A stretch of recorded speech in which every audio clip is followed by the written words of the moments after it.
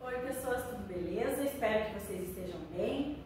E hoje a gente vai continuar na unidade 3 do volume 2. Então lá no livro didático do segundo bimestre, continuando lá na unidade 3. A unidade que fala da diversidade da matéria. A gente já falou lá de ligação covalente, agora a gente vai falar um pouquinho de ligação iônica e ligação metálica. Então, o que acontece lá? Imaginem lá que a gente tem o sódio e o cloro. A gente já viu lá como que faz a distribuição eletrônica. Então, como que é a configuração eletrônica do sódio? Ele tem como número atômico 11. Então, se eu for lá distribuir os elétrons, ficaria 1s2, 2s2, 2p6, 3s1. E o cloro, que tem o número atômico 17, ficaria 1s2, 2s2, 2p6, 3s2, 3p5. A gente vai ter que ter uma atenção especial ali para a camada de valência. Então, observando aqui, a camada de valência do sódio, ela tem um elétron. E a camada de valência do cloro, olha aqui, ele tem 7 elétrons. Verifiquem que é a última camada. Então, aqui, 2 mais 5, 7. Gente, o sódio tem a tendência de perder esse único elétron que ele tem na camada de valência. E o cloro tem a tendência de ganhar elétrons, porque ele já tem 7, lembra lá da regra de octeto? A tendência é ficar com 8 na última camada, a tendência é ficar estável. Então, o que vai acontecer com esses dois átomos aqui? O átomo de sódio vai transferir esse único elétron que ele tem na camada de valência para o cloro. Então, o cloro, que tinha 7 elétrons na última camada, ele vai ficar com 8. E o sódio também vai ficar com 8, porque a última camada dele vai ficar essa daqui. Então, vai ficar lá a camada 2s2 com 2p6, ele vai ficar com 8. Ele vai transferir esse último elétron aqui, que estava nessa outra camada, para o cloro. Tá? Então, a gente chama essa ligação aqui de ligação iônica, quando tem transferência de elétrons. Lembra lá que a ligação covalente, eles compartilhavam pares de elétrons. Então, quando acontece lá a transferência de elétrons, a gente já viu que acontece a formação dos íons.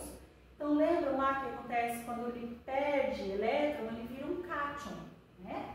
E quando ele ganha elétrons, ele vira ânion. Então, foi o que aconteceu aqui, ó. O sódio, ele perdeu um elétron. Então, ele virou um íon cátion, ficou positivo. E o cloro, ele ganhou. Então, ele ficou um íon ânion. Então, a gente chama de íon cloreto. Se a gente for representar aqui, representação eletrônica, né? Então, tem aquele lá. Um elétron e aqui os 7 elétrons. Então, o que aconteceu com esse 1? Foi lá para o cloro. Então, mostrando aqui o que acontece. Um positivo e aqui negativo. Ele ganhou. Como que fica a fórmula química, né? NaCl. Foi utilizado um sódio e um cloro. Agora vamos observar o que acontece quando a gente pega o elemento magnésio e o elemento flúor. Então, o átomo de magnésio, o número atômico dele é 12. Se a gente for fazer a distribuição aqui, a configuração fica 1s2, 2s2, 2p6, 3s2. O flúor tem o número atômico 9.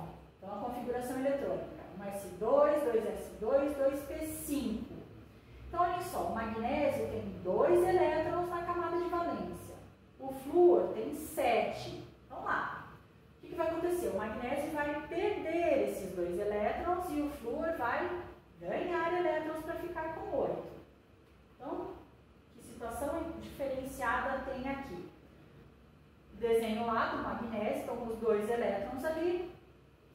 Observe que o flúor tem os 7 elétrons.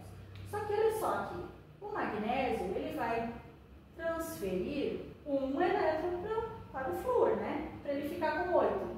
Só que percebe que vai ficar sobrando um ali? Então, o que vai precisar nessa situação? Mais um átomo de flúor, né? Então, do magnésio vai ser transferido para o outro flúor. Então, se a gente for observar, o magnésio vai transferir 2 elétrons. Perdendo 2 elétrons, ele vai ficar no íon cátion, né? E o flúor, cada um vai ganhar 1 elétron. Vai ficar no íon ânion, cada um deles. E aí, como fica a fórmula química? Então, Mg do magnésio, como utilizou só 1, a gente não precisa colocar o número ali embaixo, no índice. E o flúor, como a gente utilizou 2 átomos de flúor, o 2 fica ali embaixo. Tá? Outra situação. O alumínio, número atômico do alumínio 13. Então, a configuração eletrônica, 1s2, 2s2, 2p6, 3s2, 3p1. Então, veja que aqui na camada de valência, o alumínio tem 3 elétrons. O oxigênio, número atômico 8. 1s2, 2s2, 2p4. Então, a camada de valência, ele tem 6 elétrons. Precisam ficar com 8. Então, o que vai acontecer aqui? Desenhado ali, então, o alumínio com 3 elétrons. E aí, oxigênio com 6. O que vai acontecer? O alumínio tem que transferir esses 3 elétrons. Mas se o oxigênio pegar esses 3, ele vai passar do número que ele precisa para ficar estável. Então, o que ele vai fazer? Ele só vai pegar 2 elétrons, né? Então, a gente vai precisar de um outro oxigênio. Por quê? Porque ficou um elétron sobrando ali no alumínio. Só que esse oxigênio, se ele ganhar esse único elétron, o que vai acontecer? Ele vai ficar só com 7, ele precisa ficar com 8. Então, a gente precisa de um outro alumínio para doar mais um elétron para esse oxigênio. Só que vai ficar 2 elétrons aqui sobrando. Então, o que vai acontecer? Precisa de um outro oxigênio. E aí sim finaliza, né? Porque esse oxigênio vai ganhar esses 2 elétrons e vai ficar com 8 na camada de valência.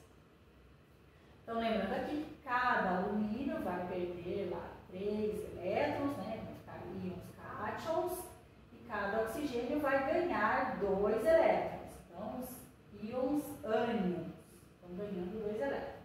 Lembrando que esse negativo aqui é a carga, né? Do elétron que é negativa. E daí, como fica a fórmula química? Al do alumínio, símbolo do alumínio, 2, porque foram usados 2 átomos de alumínio, oxigênio, 3, porque foram utilizados 3 átomos de oxigênio. Aí a gente tem uma situação que é a solvatação. O que é a solvatação? Então, quando uma substância iônica é adicionada à água, então colocou lá na água, os íons vão fazer o quê? Eles vão solvatar, que a gente fala. Tá? Então, o que vai acontecer? Uma diminuição da atração desses íons. E daí eles vão se separar e movimentar. Então, quando acontece esse processo lá, o solvente lá vai fazer com que essa atração entre os íons fique mais fraca, vai diminuindo, essa separação dos íons ela é chamada de dissociação iônica. Tá? Um exemplo, então, aqui da dissociação é o cloreto de sódio. O cloreto de sódio é utilizado, por exemplo, no sal de cozinha. O que acontece? Se a gente coloca lá o cloreto de sódio, que é o componente principal do sal de cozinha, em água, que é o solvente, essa atração entre os íons ela vai perder a força. E daí vai acontecer uma dissociação iônica. Então, vai acontecer ali a separação dos íons, né? Então, vai formar lá o íon sódio e o íon cloro. E aí, a dissolução do açúcar, ela é representada dessa forma aqui. Então, imagine lá, é colocado o açúcar na água, acontece lá a dissolução, porém, não acontece a formação de íons igual no exemplo anterior. Tá? Um exemplo bem clássico, que eu vou fazer depois no laboratório para vocês, é a condução da corrente elétrica.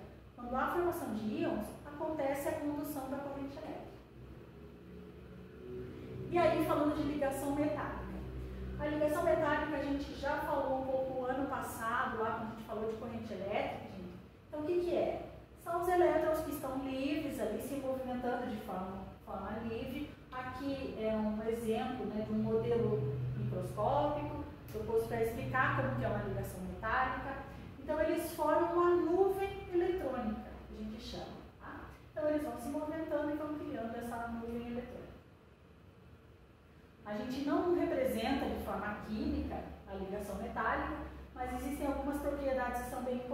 que a ligação metálica ela faz. Por exemplo, a condutividade elétrica, né? Então, quando acontece a ligação metálica, há condução de eletricidade. A ductibilidade, ou seja, a formação de fios. A ligação metálica consegue-se fazer fios. E daí também a maleabilidade desses fios. Eles conseguem ser móveis, né? Maleáveis esses fios. E não há uma representação eletrônica. A gente já falou disso. Então, por exemplo, aqui os fios, né, de condução elétrica. E aqui o ouro. O ouro, por exemplo, é uma forma de ligação metálica porque não é utilizado, por exemplo, nas peças usadas como ornamento, né, nas joias, como a gente diz, não é o ouro puro. Então, ele é uma ligação com outros elementos químicos. Tá?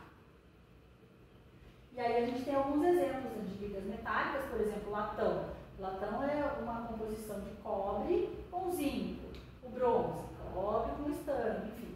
Então, tem vários elementos químicos aí que formam as ligas metálicas e aqui as aplicações.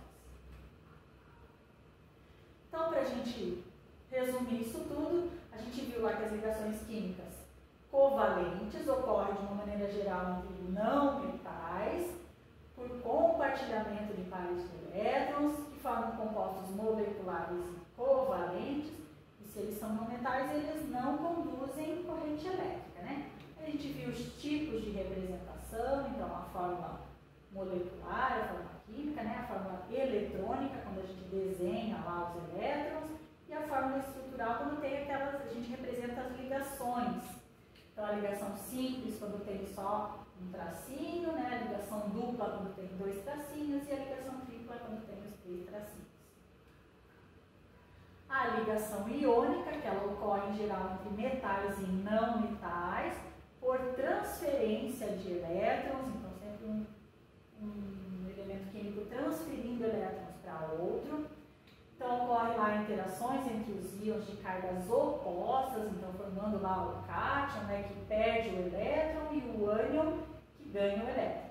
Então, um exemplo lá do cloreto de sódio, né? O sódio perdeu o elétron, o cloro ganhou, formando compostos iônicos que conduzem a corrente elétrica quando estão em meio aquoso e formam as redes cristalinas, né, umas moléculas bem definidas. E a ligação metálica que ocorre entre metais, né? Então elas formam as nuvens de elétrons que conduzem a corrente elétrica, e daí só um exemplo lá da nuvem elétrica, certo, gente? Espero que vocês fiquem bem. E até a nossa próxima aula. Pessoal, então eu estou aqui no laboratório para a gente fazer o experimento da página 13 do volume 2. Então, lá no livro didático do segundo bimestre, lá na página 13. E ele fala para fazer o experimento para testar a condutividade elétrica. Qual o objetivo? É ver qual material vai conduzir ou não corrente elétrica. E eu coloquei aqui nesse primeiro vidro de relógio uma colher de sal e no copo de Becker uma solução de água com sal. E nesse segundo vidro de relógio, uma colher de açúcar e no Becker uma solução também de água com açúcar. Nesse primeiro momento, então, vamos testar a condutividade do açúcar. Então, o açúcar não conduz corrente elétrica. Agora, vamos testar a condutividade do sal. Sal também não conduz corrente elétrica. Vamos testar a solução com açúcar diluído em água.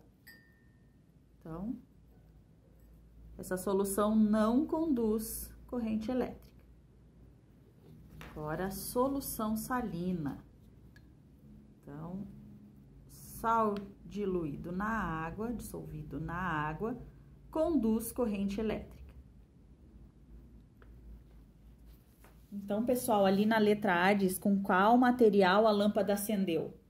Então, a lâmpada acendeu somente em solução salina. Então, com o sal dissolvido na água é que a lâmpada acendeu.